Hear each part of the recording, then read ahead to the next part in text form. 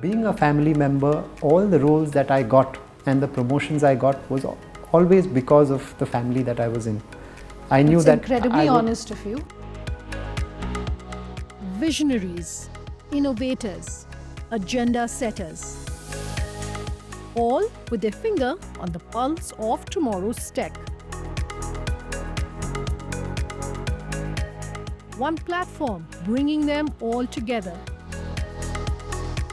Slated for Tomorrow, a podcast series presented by Zensar.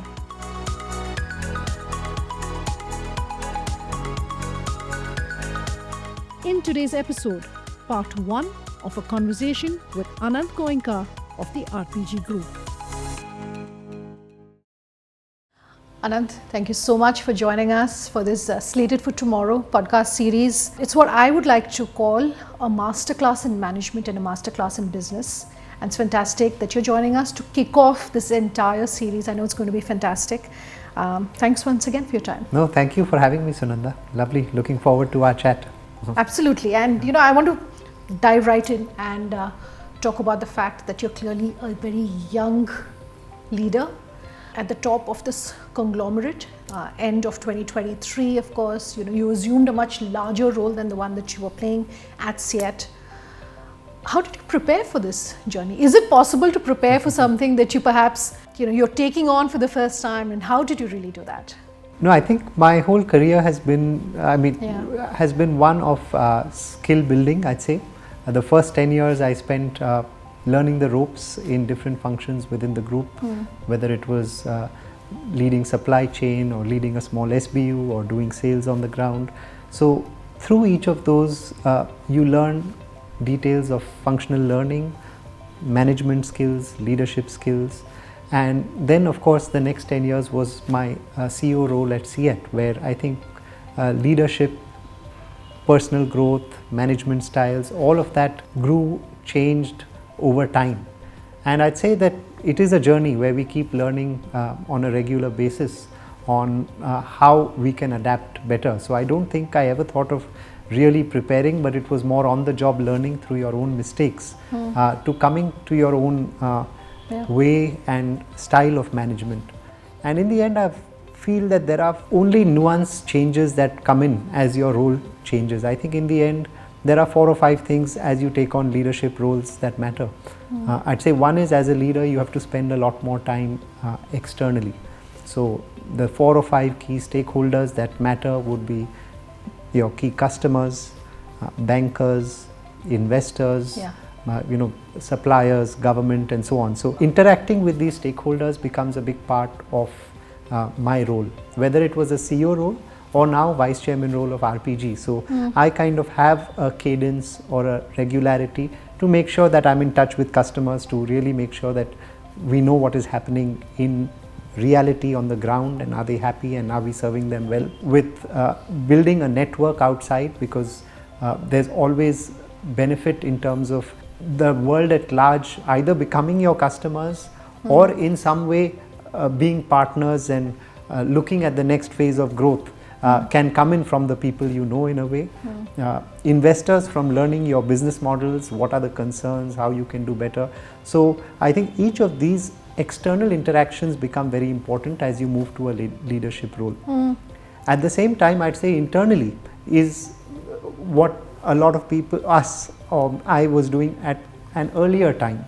And in the end, it's about, again, managing the 7-8 people who report into you. So do you have the right quality of team?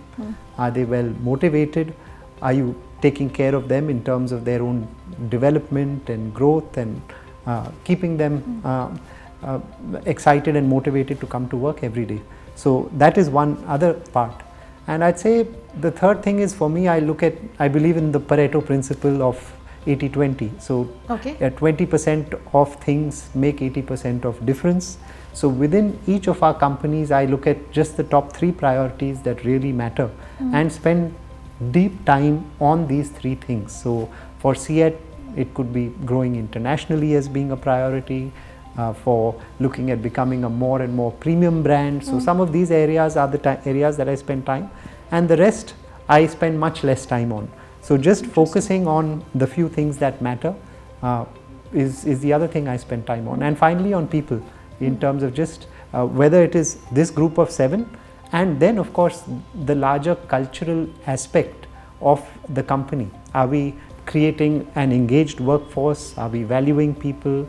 Are we keeping them happy? How do you feel coming every day, even at a larger level?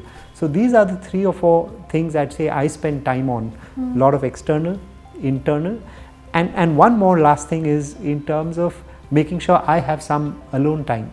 So in terms of thinking, reading, keeping myself abreast of what is happening in the world, because connecting the dots is another important area of any leader. You know, you may always think that, oh, this is what's happening in new technologies or in sustainability, and how does that link back to our companies, and are we making sure we are learning and adopting and growing and using some of that. And you are speaking at so many not just international forums, domestic forums as well. You go every year to Davos, so you know you have the bird's eye view, and I can only imagine that you need to constantly keep yourself informed.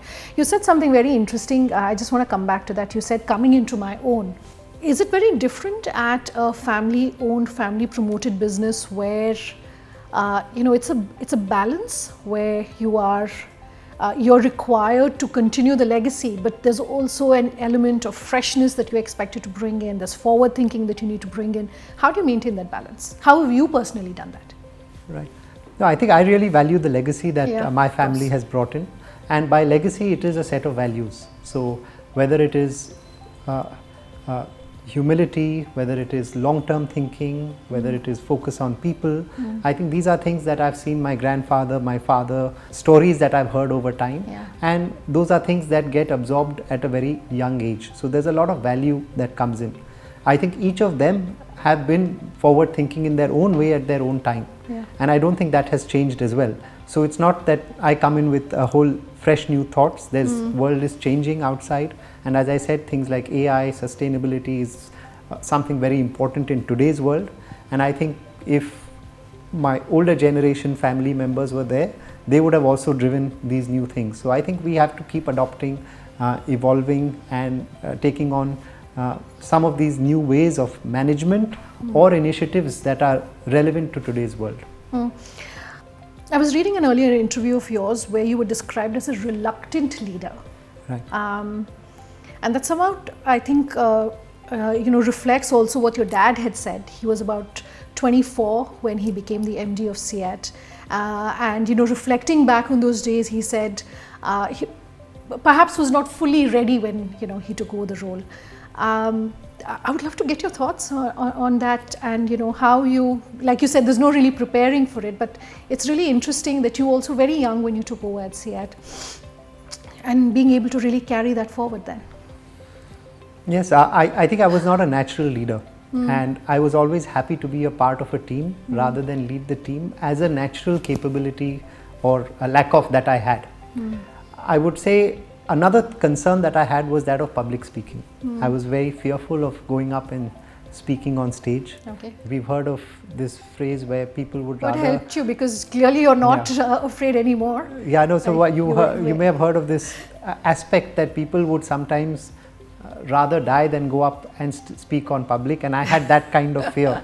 And I think it was just jumping into the well that made a difference. So as I became MD, I knew I had to do town halls or speak in public, and that was part of it. And it was like peeling an onion. I'd say right in the beginning, I would by heart speeches. I read that and I was wondering, does it mean that along the way you also get tears in your eyes as a leader because you're peeling the onion? No, so initially there would be a lot of fear. So you would not sleep for a day before because you have to go in and speak. You would by heart sometimes, you would figure out, just read impromptu when you had to. And then I think as and when you do it, you realize, okay, I've just done it now. It's not too bad. I can do a little better job. These are things. I went through a little bit of learning and training myself. And as you do it, I think your confidence does develop. I think that is one important part of it. Second thing I would say is that of confidence.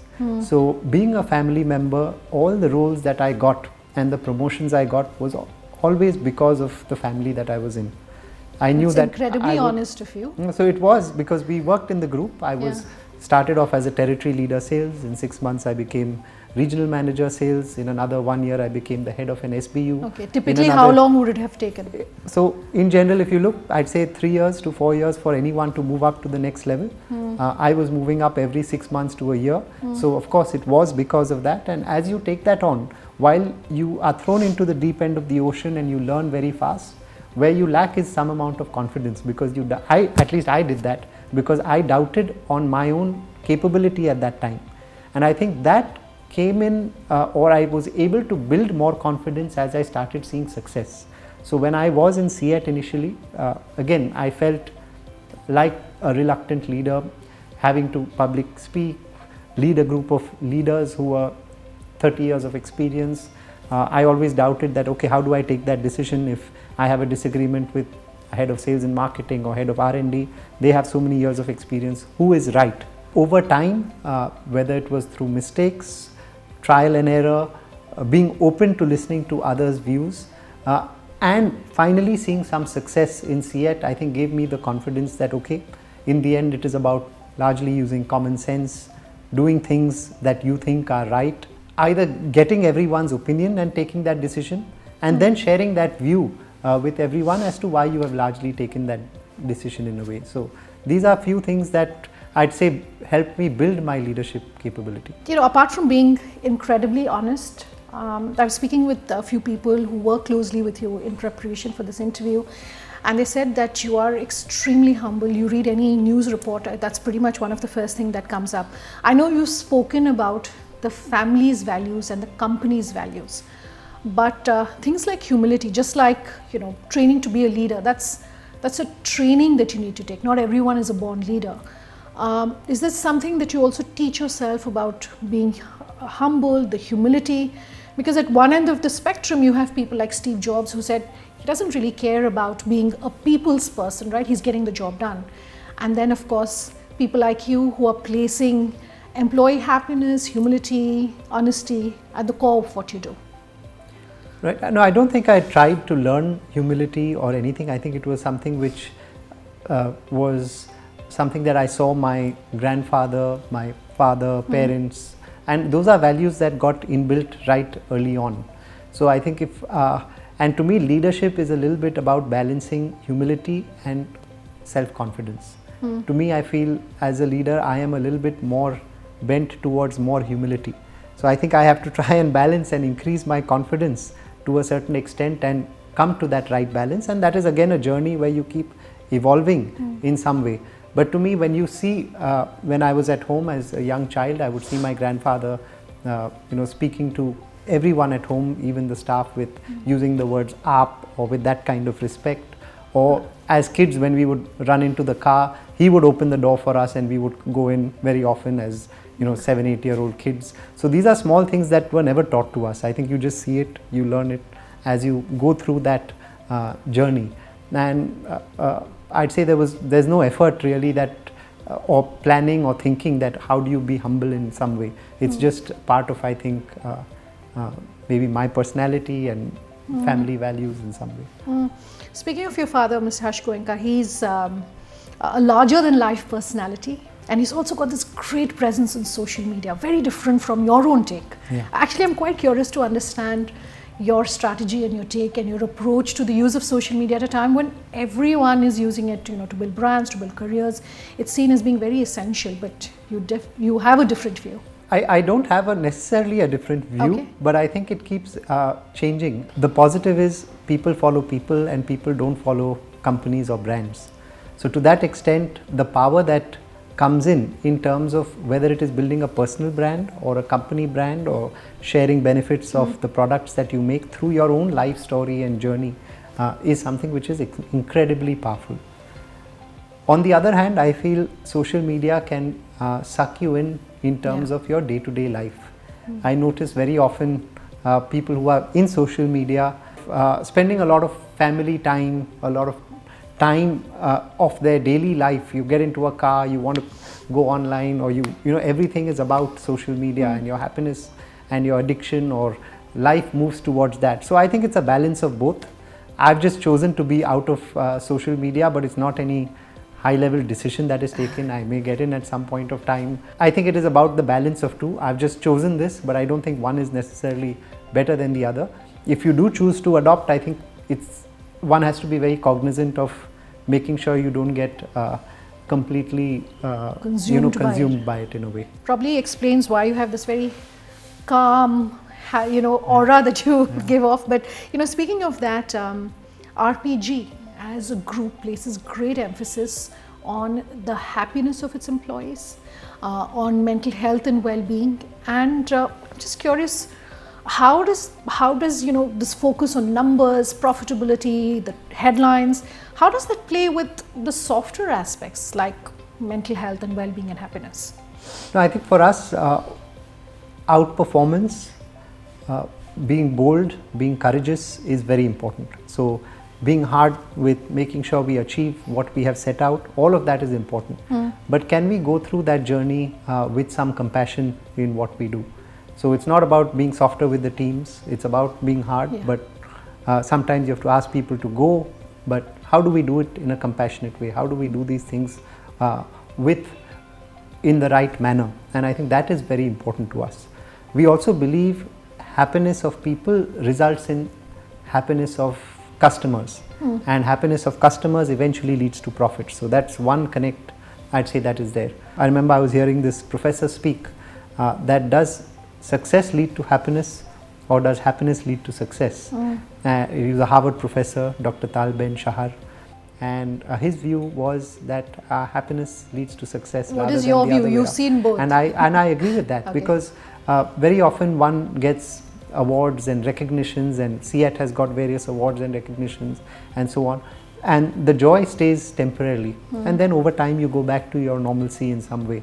So there is a temporary joy in success, and it's very important, but I think happiness, if you are happier, you're likely to be more successful, and that's what I think is also very important, and that's what we try and have in the group as well. Yeah, our unique brand theme for the group is Hello Happiness, and our values at a group level are unleash talent, touch lives, outperform, and be happy.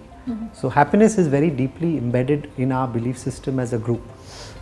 We often think of whether success breeds happiness or happiness breeds success, and we believe in the latter, saying that if you're happy, you can be more successful, because after success the happiness that you get is short-lived and can go away. So if you're able to keep yourself happy, you will be more successful.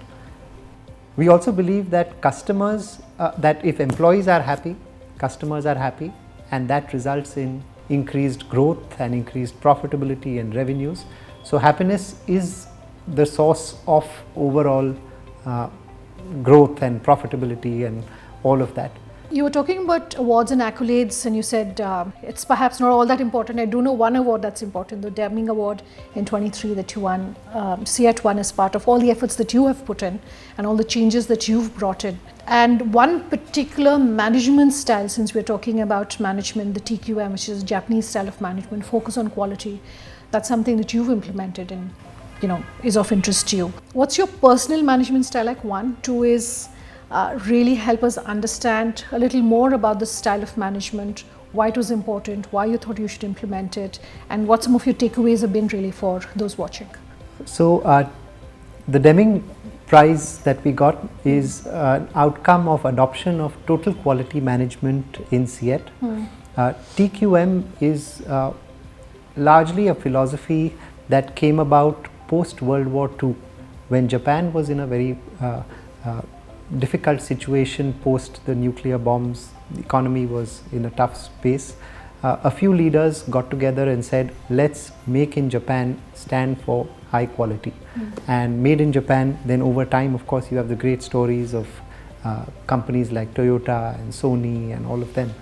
The few leaders that created these philosophies have got together in, or some of these is TQM. CEAT was going through a relatively difficult time in 2009-8 or so, and there we felt we needed to make some changes in the way we run the company. And some of us leaders went to Tokyo. We understood and saw some of these companies, and we were like, okay, it's amazing how Toyota is led and how their factories are run.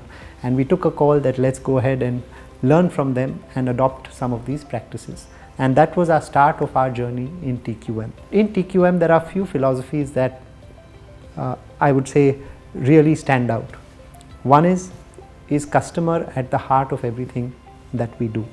And our responsibility is to solve their problems and to invent on their behalf. The second is, do we have strong systems and processes to achieve the goals that we have set out for the companies? For example, how do we do our strategic planning? Our strategic goals for the year, for example, how does that flow into everyone in the company? Does the person on the shop floor or does the person on feet on the street know what is the vision and how they are contributing to that vision or to the strategic goals of the company? And what is the rhythm of reviews, appraisals, discussions that happen, and is there a rhythm and a system behind achieving these goals? So that's the second part. And the third part is on people, that are we building capabilities of people? Are we helping them problem solve effectively? Are people working on improvements on a regular basis? Small improvements are called kaizens, large improvements in our terms are called quality improvement projects. So these are complex projects that we help people solve and help build their capabilities to solve these complex problems. So these are some key elements of TQM that we adopted, but it was a long journey. We started off in about 2009-10, and by 2017 we got the Deming Prize, and 2023 we got the Deming Grand Prize. But it's a reflection of these belief systems and values that we adopted and learnt over the years, which has now set the culture of CEAT.